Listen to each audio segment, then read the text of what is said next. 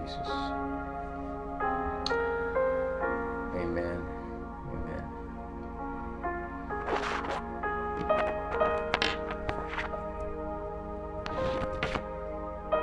So magandang hapon po mga kapatid sa Panginoon.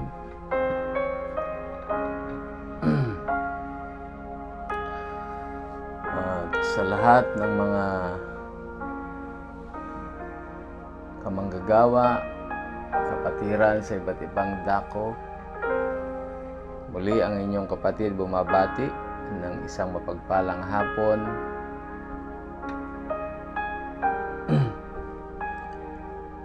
At sa ngalan ni Brother JR, ang inyong lingkod muna ang siyang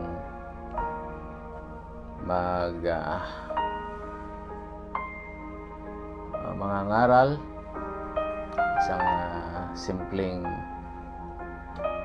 pangangaral lamang.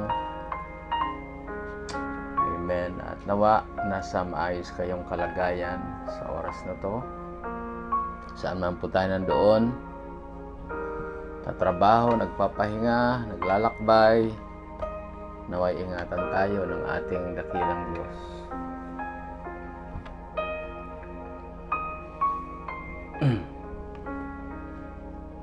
Nais natin muling batiin ang mga kapatiran sa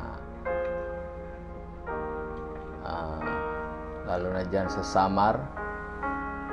Nawa ingatan kayo ng Panginoon dahil meron na namang nagbabadya na masamang panahon. Amen. Naniniwala ako na nariyan ang Panginoon para ingatan po tayong lahat.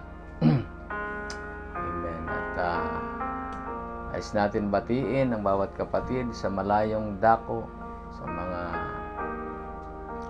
nasa ibayong dagat, sina Sister Nelia, sina Brother Rudy, sina Brother Iman, Brother Raymond Duyaw at Sister Beverlyn Duyaw, sina Brother Melvin Rigor at sina Sister Mary Ann Rigor, at sina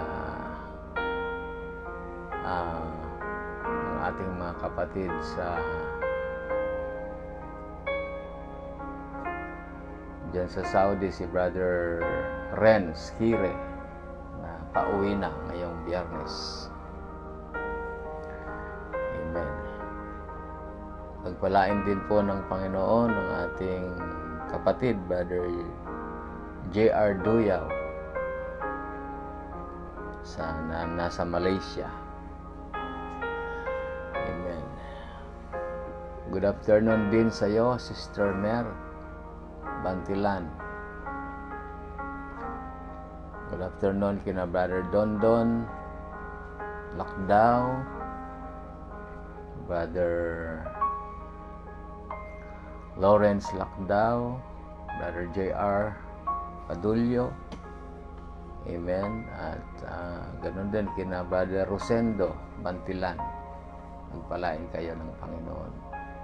Sa lahat pa po ng makakahabol huliman ay nais natin silang batiin mamaya sa ating bago tayo tuluyang manalangin. At ngayon po ay darako na tayo sa ating pag-aaral ng salita ng Diyos. Amen. Nais kong kunin ang ating topic sa hapong ito. Amen. Sa isang tanong kay Brother Branham. Okay? Meron siyang katanungan. Okay, at nais ko pong ilagay ito sa ating screen, yung tanong kay Brother Branham. At dyan tayo kukuha ng topic Okay.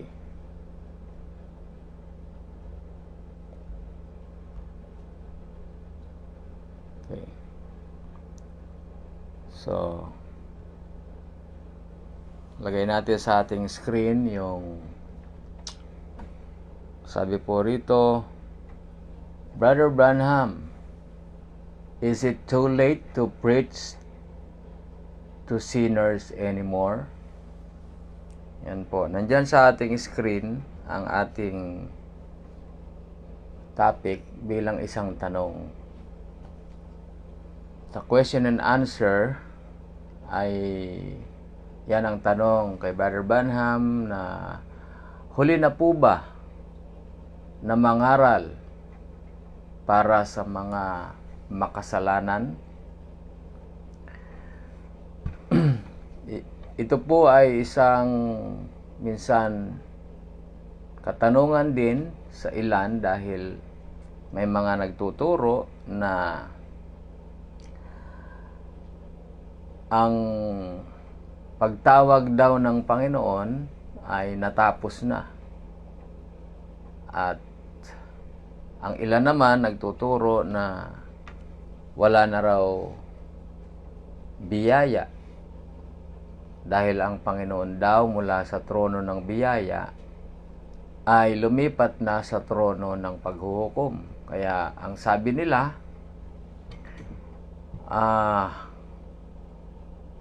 naghuhukom na ang Panginoon sa pamamagitan ng mga bagyo, lindol, hinuhukuman na ang lupa. Kaya ito ang dahilan bakit hindi na sila humahayo, hindi na sila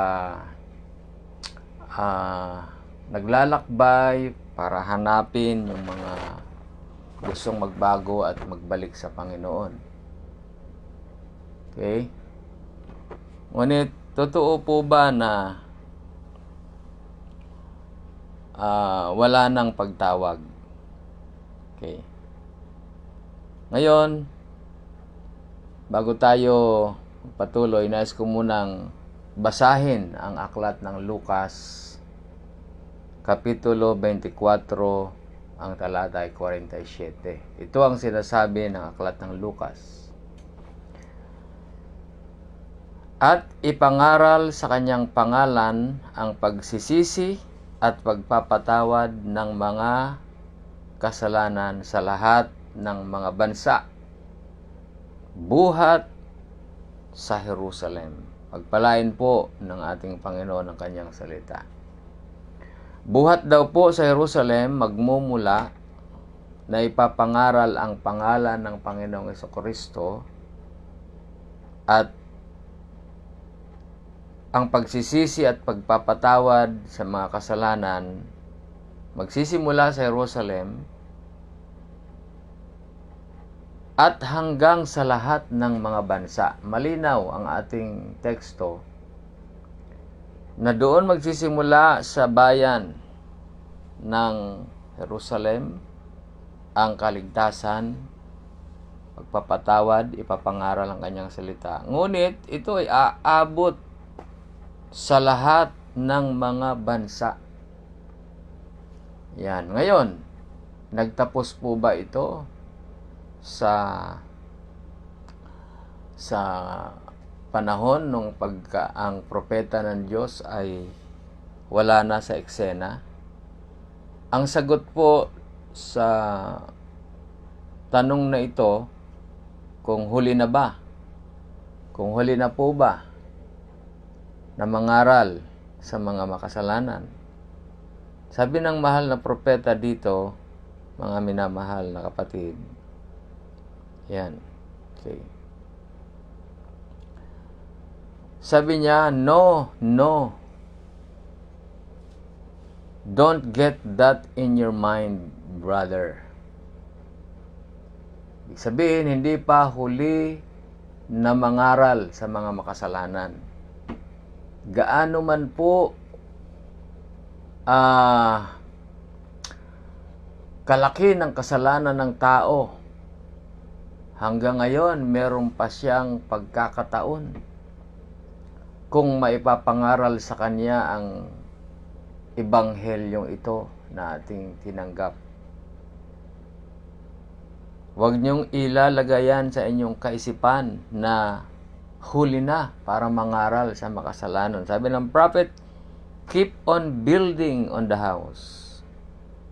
Keep doing everything that you can. Okay, so nandun po yan, mga minamahal na kapatid, ano? Sa mga quotes na ating binasa. Yan. Nais natin i-forward yung sinabi ng mahal na propeta na yan. Gawin daw po natin ang lahat ng ating magagawa. Yan. Gawin daw po natin ang ating makakaya para itayo ang tahanan ng Diyos.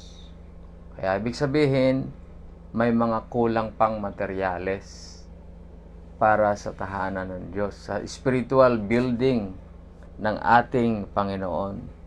Just keep on going till you're called away. Kaya napakahalaga, mga minamahal na kapatid, nasuportahan po natin yung mga pastor natin na lumalabas upang dalhin ang mensahe sa mga hindi pa tumatanggap, lalo na sa mga lansangan, sa mga pampubliko na mga pamilihan. Huwag po tayong manghinayang, mga minamahal na kapatid, na ipanalangin sila. Kung minsan marahil nakakapanghina na sa totoo lang nasa loob na po ng 2 taon itong ating ginagawa na ambush crusades sa mga palengke dito po sa aming church. At parang manghihina ka dahil parang walang resulta. Parang sa tingin natin ay walang nagbibigay pansin sa mensahe. Ngunit naniniwala ako, mga minamahal na kapatid, na hindi ito sayang. Dahil nabibigyan natin ng babala ang mga tao. At ang tanging pakay natin ay yung huling binhi. Hindi naman lahat ng makikinig ng mensaheng ito ay may binhi. Ang sadya natin ay yung huling binhi, at kung sino man ito, ang Panginoon lamang ang nakakaalam. Kaya samahan natin ang mga manggagawa natin na lumalabas ng ating simbahan para maghanap ng mga tupang naliligaw. Maraming mga simbahan ngayon ang nagpopondo para sa kanilang pastor upang lumabas. Ngunit yung kanilang paghayo ay humahayo sila papunta sa mga simbahan na ligtas na ang mga tao doon. Humahayo sila patungo sa ibang bansa para mangaral at gumagastos ng mga dolyares. Ngunit, mga kapatid, ang kailangan ng mga misyonary ngayon, lalo na kung sila nga ay tinawag ng mga evangelist dito sa Pilipinas, tumulong sila sa pagpapalaganap ng ebanghelyo para sa mga taong makasalanan. Amen. Praise God. So, I hope na malinaw sa atin na hindi pa huli ang lahat ng ginagawa natin na ito ng paghayo-hayo sa mga lansangan. Ibigay natin ang babasahin. Bahala na ang Panginoon magpaunawa sa kanila. Sabi ni Apostol Pablo dito sa aklat ng 1 Corinthians chapter 9 verse 16. Ganito po ang ating mababasa. Ano po? Okay.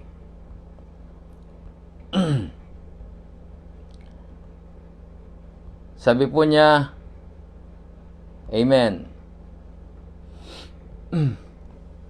Sapagkat kung ipinangaral ko ang ebanghelyo, ay wala kong sukat ipagmapuri. Nandiyan din po yan sa ating screen, no? For though I preach the gospel, I have nothing to glory of. Kung kami man ay nangangaral, wala kaming dapat ipagmapuri sa aming sarili. Kasi po, nagpapagamit lamang kami sa ebanghelyo. Yan. Hindi tayo ang gumagamit sa ebanghelyo. Marami pong nangangaral, ngunit ginagamit nila ang ebanghelyo.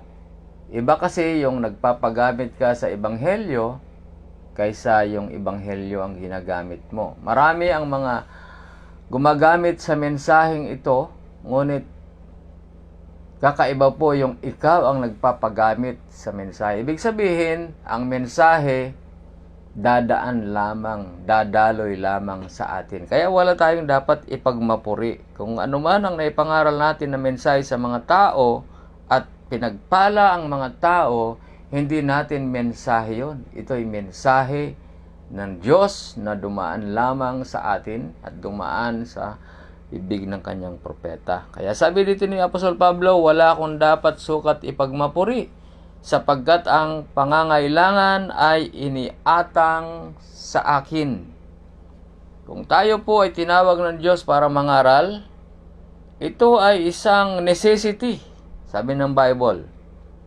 For necessity is laid upon me. Talagang hindi pwede na tinawag tayong mangangaral at tayo ay medyo mabigat sa paghayo upang mangaral. Dahil sabi nga po ng ating nabasa, naiatang sa atin ang tungkulin na ito. Sapagkat sa aba ko kung hindi ko ipapangaral ang ebanghelyo. Who is unto me if I preach not the gospel? Ang isang mangangaral, hindi niya kaya na hindi niya ipangaral ang ebanghelyo at siya ay magiging stagnant lamang sa kanyang tahanan, sa kanyang iglesia. Siya po ay willing lagi. Siya ay laging ready kapag siya ay pinakiusapan, kung siya man ay manggagawa, o siya man ay ebanghelista, tagapagturo, kung siya ay pinakiusapan na mangaral, lagi siyang nakahandang mangaral, mga minamahal na mga kapatid. Amen. Dahil hindi siya matatahimik na manatili lamang na nakaupo. Hindi naman sa pagiging agresibo, kundi meron nag-aalab sa kanyang puso na ang katotohanan ng ebanghelyo ay kanyang maibahagi sa mga nangangailangan. Ito ang sabi ng mahal na propeta. Kahit na ang Panginoon, alam natin na darating na. Sabi niya, Jesus might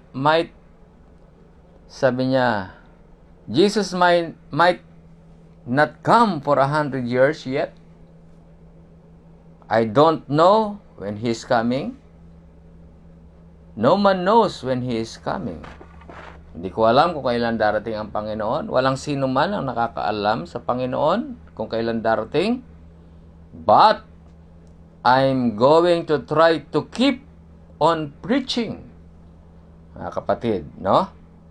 Ito ang maganda rito.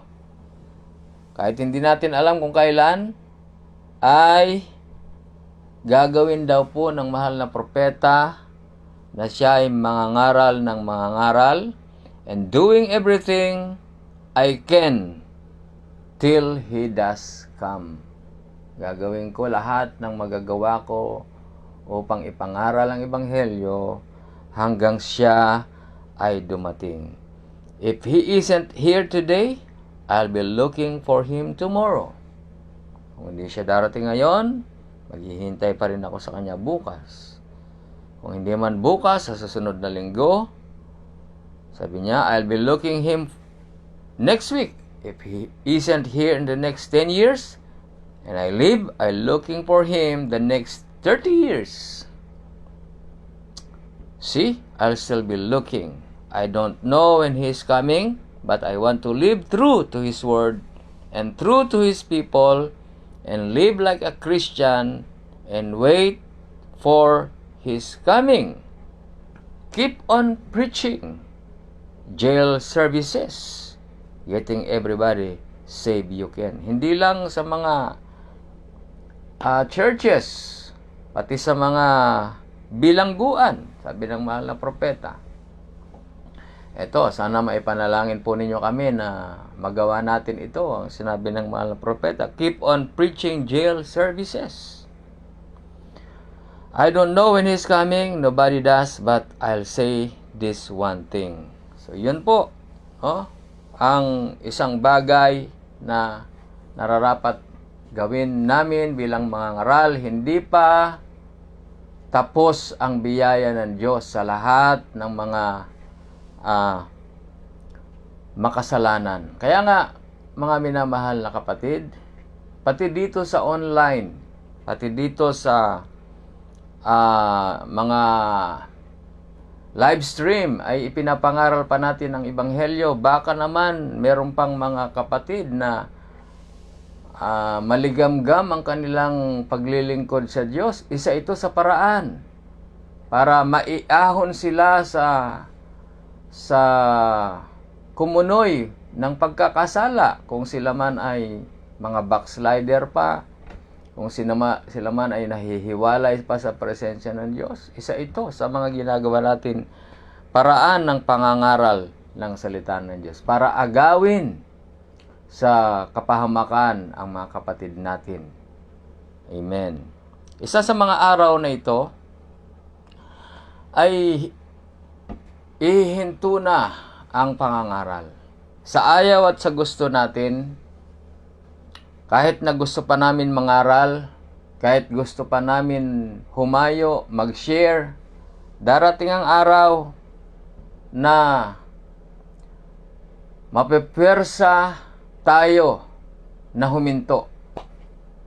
Dahil tayo ay pahihintuin ng Antikristo. Ganito ang sinabi ng mahal na propeta, mga kapatid. Okay, so siguro sundan nyo ito sa ating screen, ipa-flash ko, na isang araw ay talagang hindi na tayo pwede, no? Ito.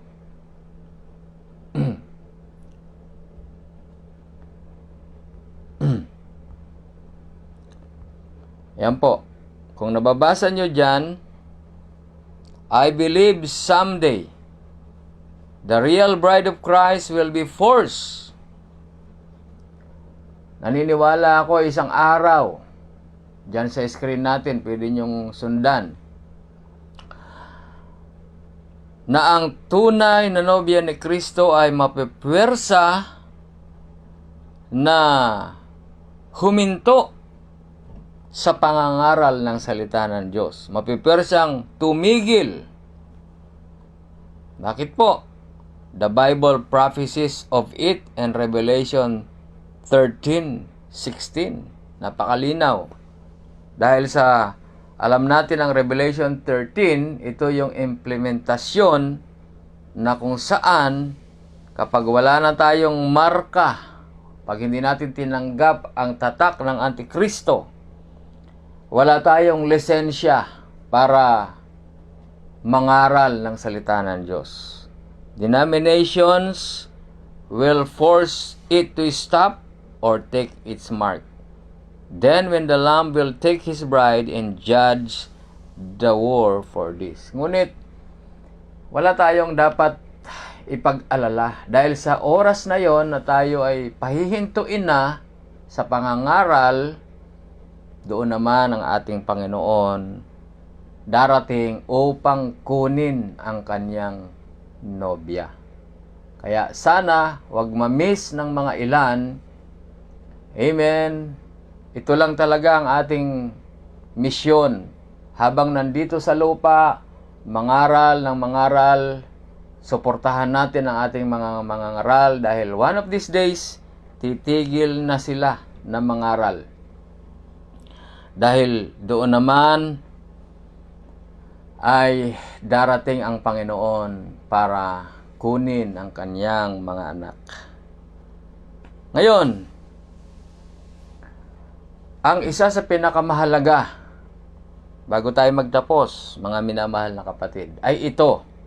Sa aming mga ngaral at sa kanino mang mga nangangaral, ito ang pinakamahalaga rito na sinabi ng mahal na propeta.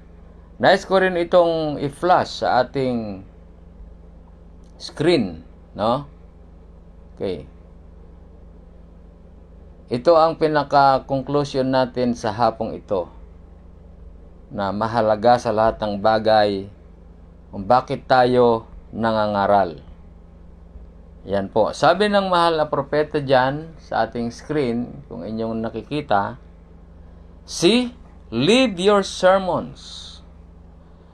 Yan. Ang atin daw pong mga mensahe o mga sermon, dapat tayo muna yung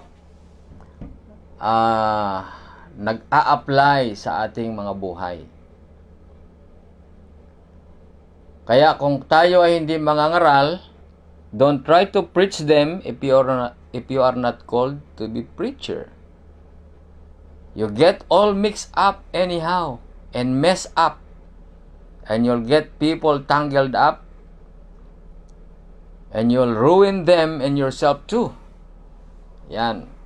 Kapag ka hindi mangangaral ang tao at pinipilit niyang mangaral, yung kanyang itinuturo na paghahalo-halo niya, nagugulo, pati yung mga nakikinig, hindi nila maintindihan kung anong klaseng preaching meron o mensahe kapag yung tumatayo sa pulpito ay hindi talaga tinawag para mangaral.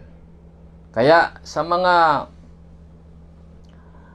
baguhan sa ministry na sinusubukan ninyong mangaral, tumatayo, pwede ninyong aminin o i-admit sa inyong sarili na hindi talaga ninyo linya yon kapag nakikita ninyo na kayo mismo ay hindi kayo tiyak sa mga ipinapangaral ninyo. At ang importante rito, ang pinapangaral nga natin ay ibinubuhay natin. Halimbawa po, tayo ay nangangaral tungkol sa pananampalataya. Tayo'y manampalataya, ang Diyos ay provider.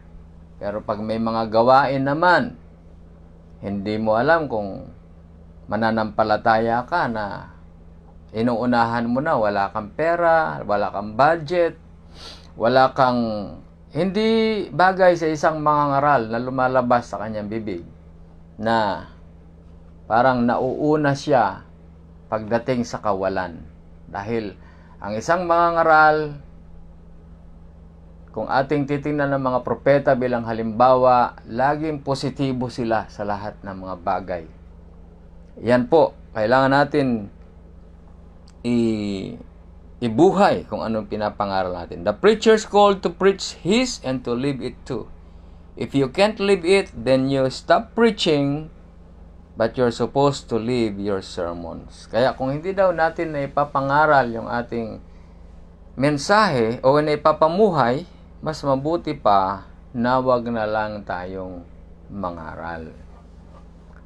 Kaya alam nyo, kung tayo'y nangangaral at naiiwan din tayo sa ating mga ipinapangaral, hindi rin natin ipapamuhay. Katulad lang tayo ng mga dispatcher at saka mga barker sa isang bus terminal. Napansin niyo po yung mga tumatawag, o sakay na, patungo ng Cubao, aalis na, sakay na kayo. Pagkatapos, pag alis ng bus o ng jeep, yung mismong tumawag, siya yung hindi nakasakay. Ganon ang kalagayan ng mga mangangaral na baka sa kakapangaral nila, baka sila yung maiwan sa pagdating ng ating Panginoon. Kaya mahalaga, as we preach the Bible, the message, habang pinapangaral natin ito, tayo mismo ang nauuna na ipinapamuhay natin kung ano yung ating mga ipinapangaral. Yon. Tinuturuan natin ang tao maging mahinahon, maging mapagtiis. Dapat na-apply natin yan. Nagiging mapagtiis tayo, na mapagpigil tayo. Tinuturuan natin ang tao na maging maibigin sa kapatid. Tayo mismo ang nagpapakita dapat na umiibig sa ating kapatid. Hindi po ba mga minamahal na mga kamanggagawa at mga kapatiran sa iba't ibang dako? Tayo ang unang magpakita ng halimbawa. Hindi yung nagpipreach tayo ng divine love pero meron tayong mga kapatid na ayaw natin silang makamayan at makita. So, live your sermons. Kasi alam ng Panginoon yan kung you live your sermons or not. Dahil kahit anong pangangaral natin, kung hindi natin ina-apply sa ating sarili, magba-bounce back lang yan. Magba-backfire lang yan. Kaya, minsan, lagi kong sinasabi na mayroon tayong mga ganyang mga nakalipas na mga kasama sa ministry at hindi na naging epektibo ang kanilang mga pagtuturo at pangangaral dahil sa kanila mismo hindi makita yung sinabi ng mahal na propeta. Ganun pa man, huwag tayong manglupaypay, huwag tayong manghina na gawin ang sinabi ng mahal na propeta. Habang may oras, habang may panahon, mangaral tayo. Keep on preaching. Do everything you can for the kingdom of God. So, yun lamang po, mga minamahal na kapatid. Pagpalain kayo ng ating Panginoon. At isama po natin sa ating mga prayer meeting mamaya, yung ating gaganapin na annual joint fellowship. Pagpalain po kayo ng ating Panginoon at bago ako manalangin, nais kong batiin ang ating mga kapatid, sina Sister Esther Lacdao, Brother Lester Don, Brother Lawrence, Brother Jerlis May, at sina Brother Jared, Brother Roger Lacdao, Brother Jake, God bless you Brother Jake, at sina Sister Jessica, okay, at ang aking kamanggagawa, Pastor Mike, at Sister Kate, God bless you, Sister Kate, Sister Jonalyn, at Brother Lan, God bless you, Brother Lan, Brother Mark Gensis, Sister Jessica Nebrao, pagpalain kayo ng ating Panginoon. Ganon din kay Sister Colleen. Amen. Sa lahat pa po ng makakapanood nito, sumaatin po ang biyaya at pagpapala ng ating Panginoon. Tayo po ay magsara sa panalangin. Salamat po, Ama, sa iyong biyaya, pagpapala sa iyong mga salita na nagbibigay lagi paalala sa amin sa araw-araw na kami ay magtiis at lalo pang maging masigasig na ihayo ang iyong mga salita. Sa iyo pong papuri, pasasalamat, pagsamba. In Jesus Christ's name, Lord, we pray. Amen. Amen. Pagpalain po tayong lahat. Amen. God bless you, everyone.